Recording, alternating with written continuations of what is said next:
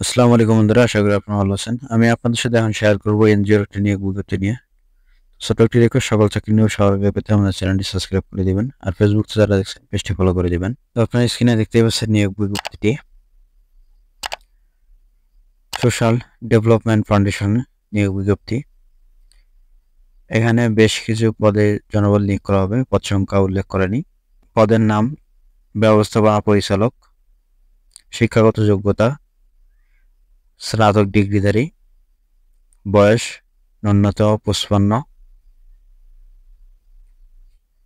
ঊর্ধ্বে 62। আর বিস্তারিত জানতে তাদের ওয়েবসাইটে গিয়ে ভিজিট করে দেখতে হবে। দরখাস্ত পাঠানোর শেষ তারিখ 25 নভেম্বর বিকাল 5টা। যারা আগ্রহী প্রার্থী তাদের অফিসিয়াল ওয়েবসাইটে গিয়ে ভিজিট করে আপনারা সকল ডিটেলস জেনে নেবেন। সবাইকে সালাম, আসসালামু আলাইকুম।